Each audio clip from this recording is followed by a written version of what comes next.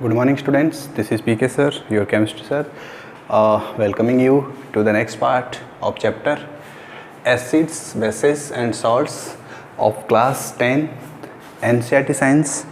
Now, today we are going to start the unit 2.4.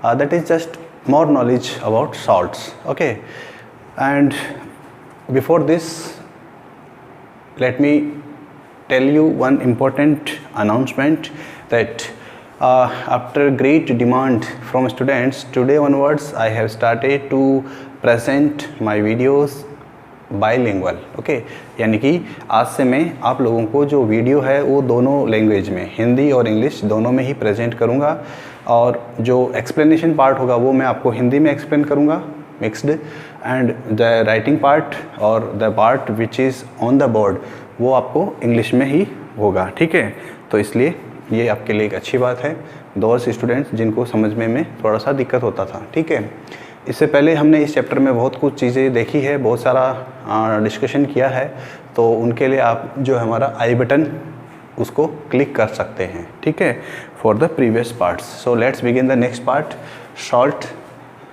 Hello salt means how are you, what about you. Okay, तो ये सारी बातें जो हम salt के बारे में इस चैप्टर में, इस यूनिट में स्टार्ट करते हैं. ठीक है, सबसे पहली बात ये है कि सॉल्ट होता क्या है. अगर आपसे पूछा जाए कि what is the definition of salt, salt की डेफिनेशन क्या होती है, तो आपको पता होना चाहिए कि जब हम एसिड की रिएक्शन किसी बेस के साथ कराते हैं, कोई भी एसिड और कोई भी base, any acid any base, जब आपस में रिएक्शन करते हैं, जब आपस में रिएक्शन करते हैं तो उनके रिएक्शन करने से जो सब्सटेंस बनता है उस सब्सटेंस का नाम है सॉल्ट, और उस सब्सटेंस के साथ में वाटर का भी प्रोडक्शन होता है. Water is also produced in that reaction and heat is also produced.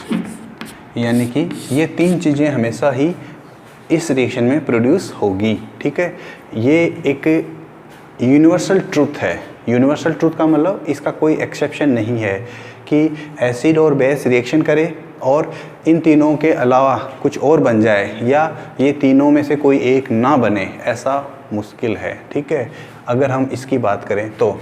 और इस रिएक्शन को हम क्या नाम देते हैं, न्यूट्रलाइजेशन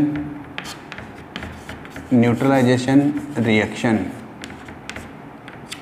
न्यूट्रलाइजेशन रिएक्शन, इस रिएक्शन का नाम क्या होता है, न्यूट्रलाइजेशन रिएक्शन.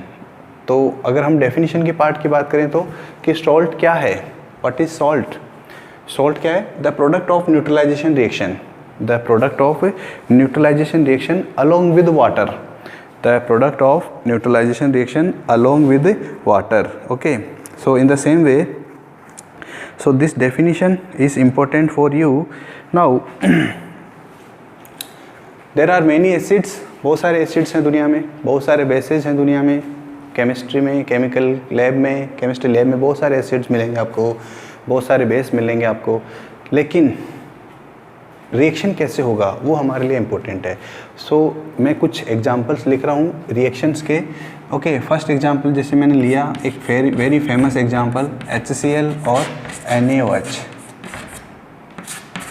HCl और NaOH. HCl का नाम क्या होता है, हाइड्रोक्लोरिक एसिड, सबको पता है. NaOH का नाम सोडियम हाइड्रोक्साइड. दोनों जब रिएक्शन करते हैं तो जो सब्सटेंस बनता है उसको हम बोलते हैं NaCl, सोडियम क्लोराइड. और इस सोडियम क्लोराइड के साथ में जो दूसरा सब्सटेंस बनता है उसका नाम क्या है, H2O, दैट इज़ वाटर, पानी, और साथ में हीट यानी कि ऊष्मा रिलीज होती है. तो न्यूट्रलाइजेशन रिएक्शन जो है वो एक एक्सोथर्मिक रिएक्शन का भी एग्जांपल है. ये भी आपको पता होना चाहिए. क्यों, ऐसा क्यों बोल रहे हैं हम, क्योंकि यहाँ पर हीट जो है वो जनरेट हो रही है, हीट जो है वो रिलीज हो रही है. So that is why this neutralization reaction is also an example of exothermic reaction. Neutralization reaction Hindi में बोलते हैं उदासीनीकरण अभिक्रिया. ठीक है, तो जो उदासीनीकरण अभिक्रिया या जो न्यूट्रलाइजेशन रिएक्शन है वो एक एक्सोथर्मिक रिएक्शन एक्सोथर्मिक रिएक्शन का मतलब ऊष्माक्षेपी अभिक्रिया का एक एग्जाम्पल है, उदाहरण है। ठीक है, चलिए नेक्स्ट एग्जाम्पल देखते हैं। कोई भी एग्जाम्पल देख लीजिए आप। अच्छा, इसमें सॉल्ट क्या है? जिस भी केमिकल को मैं बॉक्स में बंद कर रहा हूँ वो केमिकल यहाँ पर सॉल्ट है। ठीक है, नेक्स्ट एग्जांपल लिया मैंने आपको H2SO4, और इस H2SO4 की रिएक्शन मैंने कराई आपकी KOH के साथ, KOH। H2SO4 का नाम सल्फ्यूरिक एसिड, KOH का नाम पोटेशियम हाइड्रोक्साइड। तो जब ये दोनों आपस में रिएक्शन करेंगे तो जो प्रोडक्ट बनता है उसका नाम जो है वो क्या होगा? इसका मीनिंग क्या है कि यहाँ पर भी हीट बनती है। ठीक है, अगर यहाँ हीट बनती है तो ये भी एक्सोथर्मिक रिएक्शन का एग्जाम्पल है। एक मैंने पहले नोट लिखवाया था, important note, all neutralization reactions are exothermic reactions, पुराने वीडियोज़ में देखिएगा। सल्फ्यूरिक एसिड का रिएक्शन पोटेशियम हाइड्रोक्साइड के साथ पोटेशियम सल्फेट बना, ये क्या है? सॉल्ट है। नेक्स्ट एग्जाम्पल देखते हैं, कोई भी एग्जाम्पल। जैसे ये हमारा एसिड है, इसका नाम है CH3COOH, और इसकी रिएक्शन हमने करवाई NaOH के साथ। So this reaction gives the product CH3COO Na plus water plus heat. Okay, now here in this reaction this is the salt. What is the name of this salt? इसका नाम क्या होगा?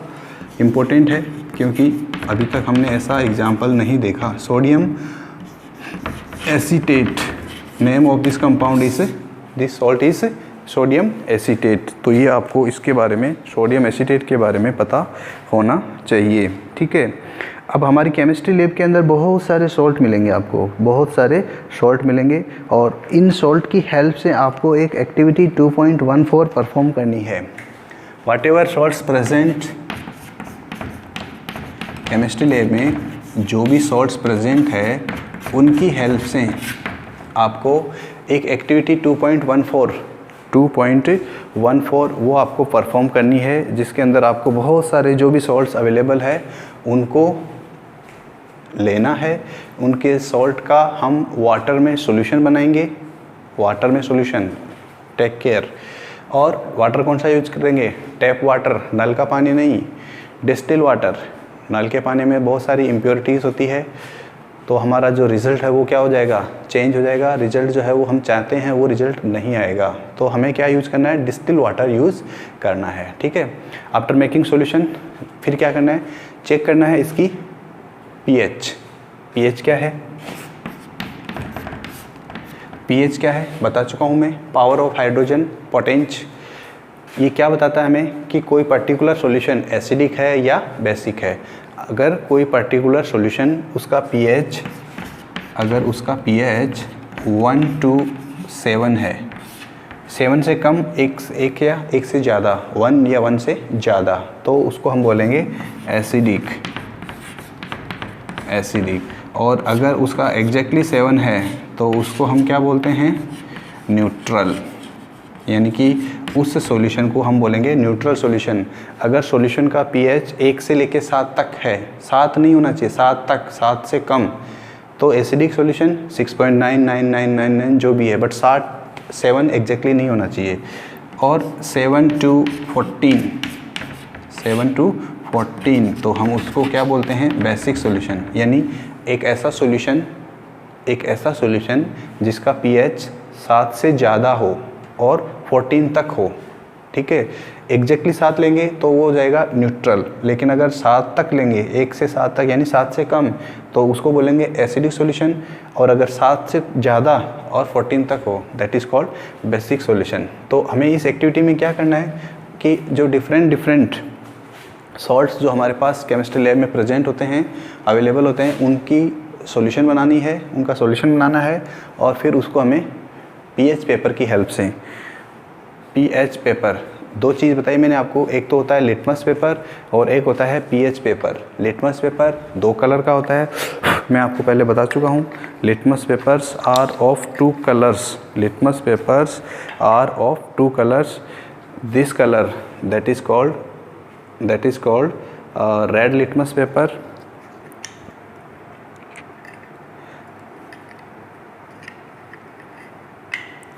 and this is called the second one, this is called blue litmus paper. Okay, so ये तो हो गया litmus paper. मैंने बताया आपको पीएच पेपर। पीएच पेपर क्या होता है, देखिएगा इधर, look here,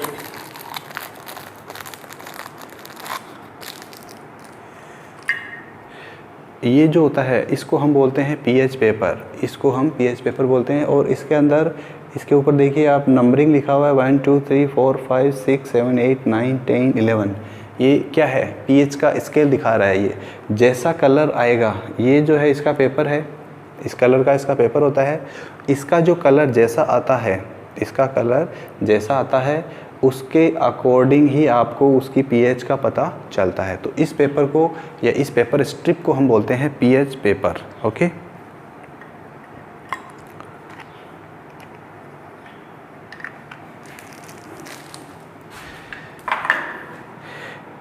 next activity.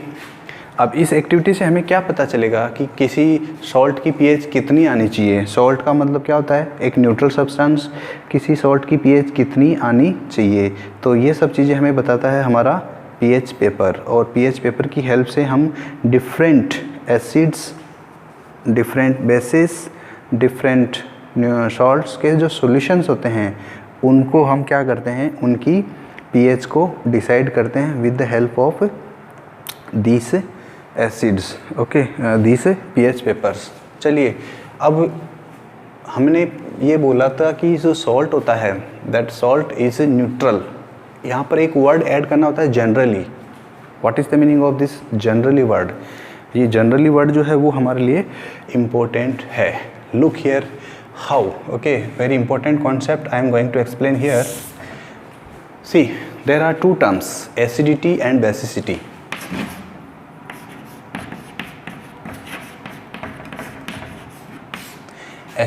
Acidity and basicity.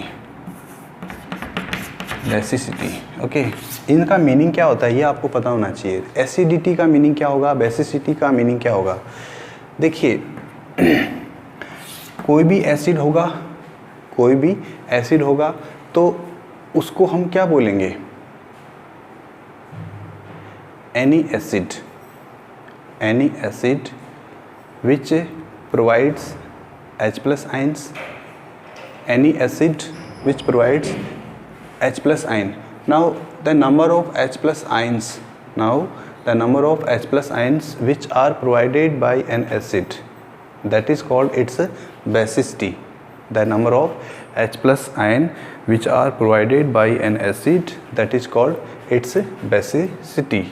Now what about acidity? So the word acidity is used for a base. Okay, means किसी एसिड के द्वारा कितने H+ आयन प्रोवाइड करते हैं, that is called basicity. Okay, for example HCl, how many H+ are there, 1। यानी अगर आपको ये बोला जाए कि HCl जो है हमारा hydrochloric acid, what is the basicity of this hydrochloric acid, then answer is 1, and in that case this is called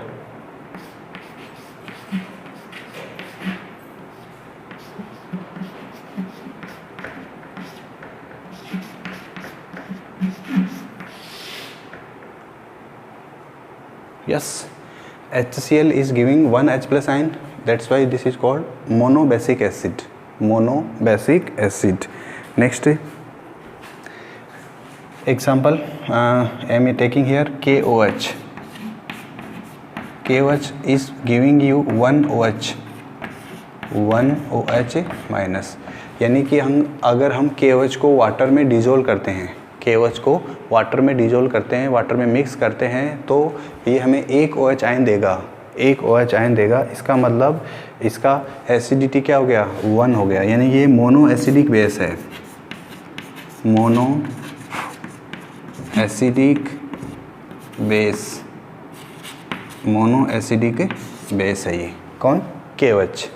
अब HCl का एग्जाम्पल ठीक है, ऐसे ही आप ले सकते हैं नेक्स्ट एग्जाम्पल H2SO4। H2SO4 के पास 2 हाइड्रोजन है जो कि H+ की फॉर्म में रिलीज कर सकता है, यानी कि इसका बेसिसिटी क्या हो जाएगा 2। ओके, तो इसको क्या बोलेंगे हम, डाई बेसिक एसिड। मोनोबेसिक के बजाय अब हम इसको क्या बोलेंगे, डाई बेसिक एसिड, क्योंकि ये हमारे को कितने H+ दे रहा है, 2 H+ दे रहा है। इधर देखिए NaOH कैसा होगा, NaOH एक ऐसे सेम टू सेम ऐसा ही होगा, क्योंकि उसके पास भी एक ही OH है, वो भी किसकी फॉर्म में होगा, मोनो एसिडिक बेस होगा। ठीक है, नेक्स्ट एग्जांपल देखिए यहाँ पर calcium hydroxide. Calcium hydroxide, calcium जो हाइड्रोक्साइड होता है, कैल्शियम हाइड्रोक्साइड वो 2 OH- आयन देता है। कितने देता है, 2 OH- देता है। और अगर ये 2 OH- आयन प्रोवाइड कर रहा है तो इसका मीनिंग ये हो गया कि ये डाई एसिडिक बेस है। यहाँ पर क्या लिखेंगे हम इसकी जगह, डाई एसिडिक बेस है। ठीक है, अब देखिए सॉल्ट के टाइप्स क्या क्या होते हैं, इनके बेस पे ही सॉल्ट के टाइप्स होंगे। ठीक है, तो हमारे पास 3 टाइप के सॉल्ट होते हैं, 3 टाइप के सॉल्ट होते हैं। ठीक है,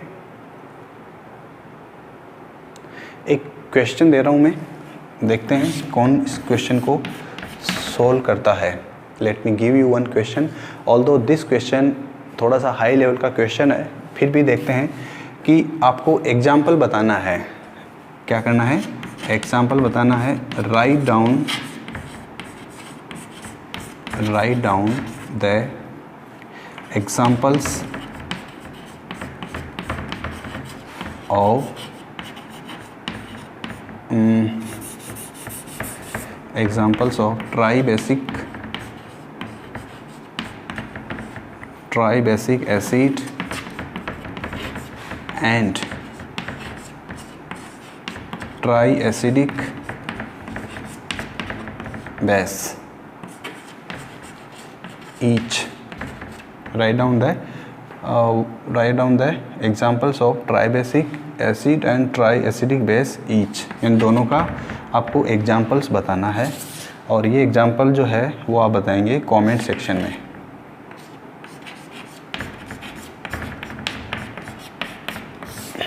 ठीक है, सभी को इसका आंसर कमेंट सेक्शन में बताना है कि ट्राइबेसिक एसिड का एग्जाम्पल एक एग्जाम्पल और ट्राई एसिडिक बेस का एक एग्जाम्पल आपको कमेंट सेक्शन में बताना है। ठीक है, देखते हैं कौन बताता है, कौन इंटेलिजेंट है।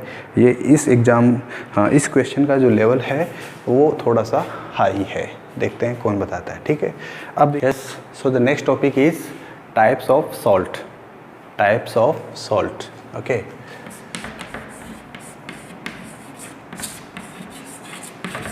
टाइप्स ऑफ सॉल्ट, ये डिवीज़न या जो ये क्लासिफिकेशन है ये आपके सिलेबस में नहीं है, लेकिन आपके अंडरस्टैंडिंग को ये अच्छे से इम्प्रूव करेगा। ठीक है, ये क्लासिफिकेशन जो है टाइप्स ऑफ सॉल्ट्स, ये आपके उसमें सिलेबस में नहीं है, आपकी टेक्स्ट बुक में नहीं है, इसलिए हम इसको जस्ट आपके नॉलेज को इंक्रीज़ करने के लिए ही बता रहे हैं। ठीक है, टाइप्स ऑफ सॉल्ट देखिए, एसिडिक सॉल्ट होगा एक तो होगा एसिडिक सॉल्ट, एक होगा basic salt, acidic salt, basic salt, और थर्ड वन होगा न्यूट्रल सॉल्ट। न्यूट्रल सॉल्ट, ये 3 कैटेगरी हो गई सॉल्ट्स की। एसिडिक सॉल्ट क्या होगा, बेसिक सॉल्ट क्या होता है, और न्यूट्रल सॉल्ट क्या होता है। इन तीनों के बारे में हम थोड़ा सा ब्रीफ में, शॉर्ट में डिस्कस करेंगे। ठीक है, न्यूट्रल सॉल्ट का मतलब क्या होता है।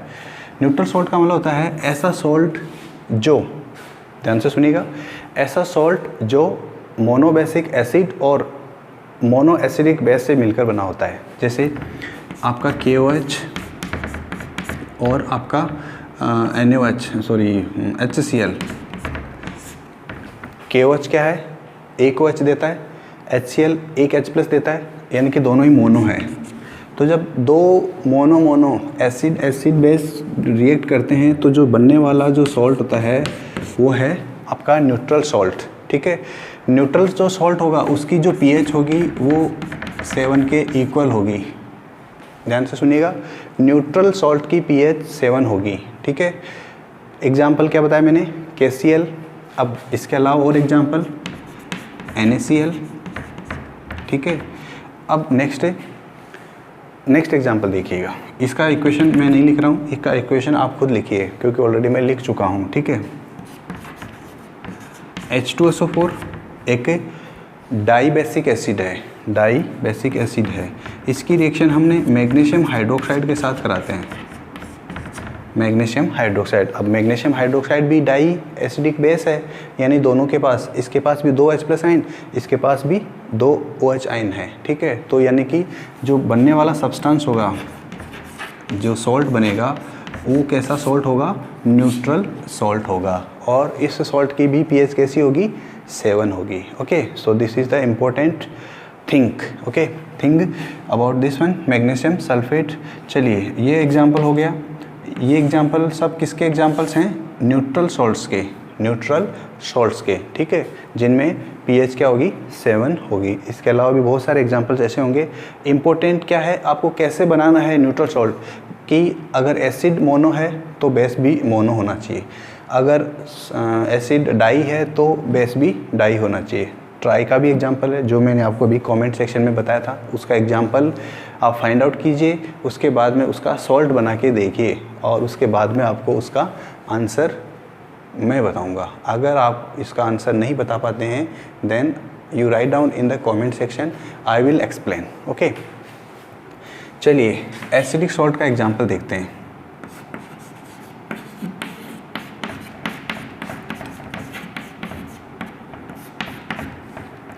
आपने लिया H2SO4 और KOH। H2SO4 एक डाई बेसिक एसिड है। डाई बेसिक एसिड क्यों है, क्योंकि ये हमें 2 H+ आयन देगा, और यहाँ पर हमने KOH लिया एज ए बेस। ये KOH पोटेशियम हाइड्रोक्साइड क्या देगा हमें, 1 OH ion.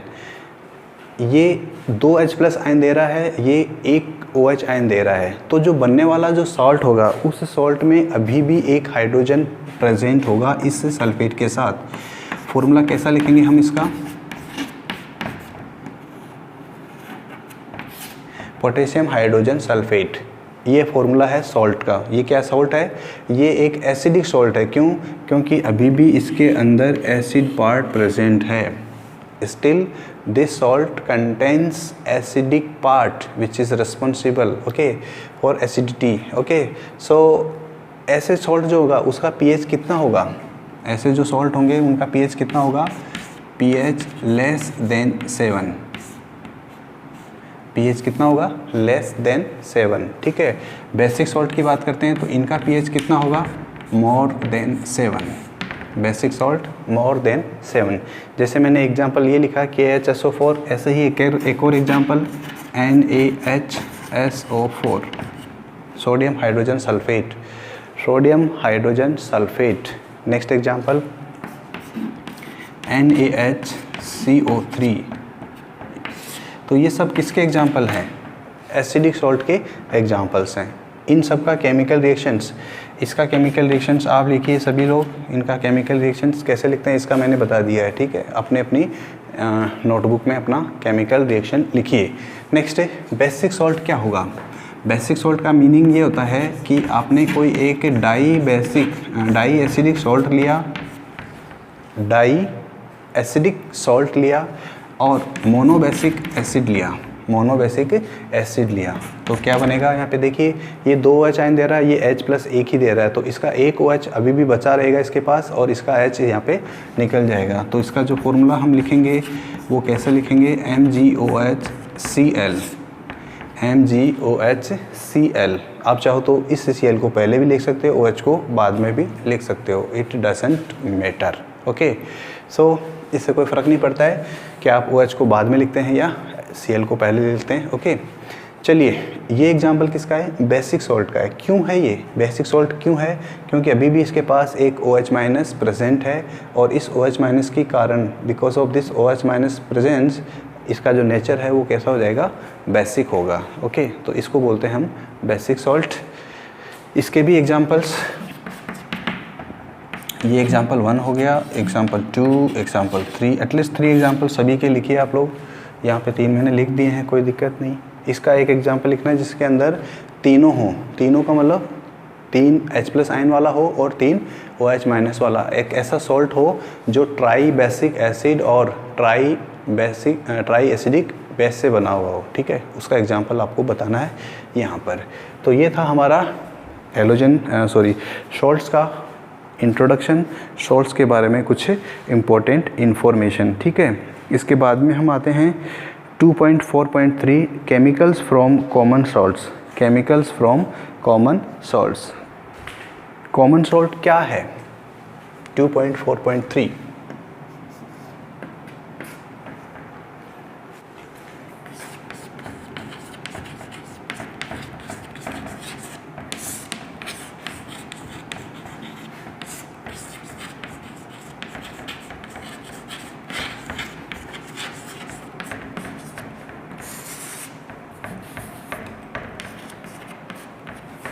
Yes, so the next topic is 2.4.3 chemicals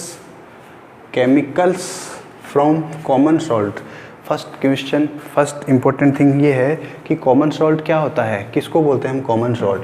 तो ध्यान रखना, कॉमन सॉल्ट बोलते हैं NaCl को, सोडियम क्लोराइड। और सोडियम क्लोराइड का एक और नाम है, एक और कॉमन नेम है, उसको हम टेबल सॉल्ट भी बोलते हैं। टेबल सॉल्ट भी बोलते हैं। क्यों बोलते हैं इसको टेबल सॉल्ट? डाइनिंग टेबल सबको याद है, खाना खाते हैं जिसके ऊपर हम बैठ के। जब हम खाना खाते हैं तो कभी कभी, okay, not always, sometimes we need some extra salt, okay, and then we have some container to spray or to pour that salt, extra salt. So this is kept, sodium chloride is kept on the dining table, that is why it is called table salt, okay. Common salt, it is very common, it is found everywhere in each and every house, that is why it is common salt, okay.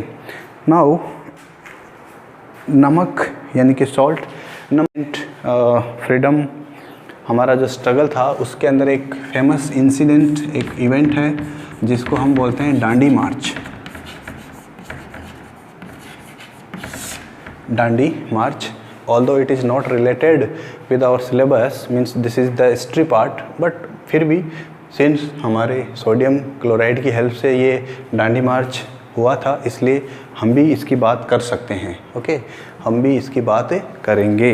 Dandi मार्च क्या था, तो कौन से freedom fighter इससे related है, इसका क्या significance है हमारे फ्रीडम स्ट्रगल में, ओके। इंडिपेंडेंस के लिए जो हमने, मीन्स हमारे जो एंसेस्टर्स हैं, हमारे जो फ्रीडम फाइटर्स हैं, उन्होंने जो किया, तो कुछ नहीं, सिंपल, ड्यूरिंग ब्रिटिश रूल, अंग्रेज़ों के समय में जब अंग्रेज़ यानी कि ब्रिटिशर्स यहाँ पे थे, तो जो सॉल्ट था उसका जो प्रोडक्शन था, सॉल्ट का यानी कि नमक का जो प्रोडक्शन था, वो सिर्फ़ और सिर्फ इंग्लिश यानी कि जो ब्रिटिशर्स थे उनके कंट्रोल में था, यानी कि with the permission of Britishers only the production of salt could be done, okay.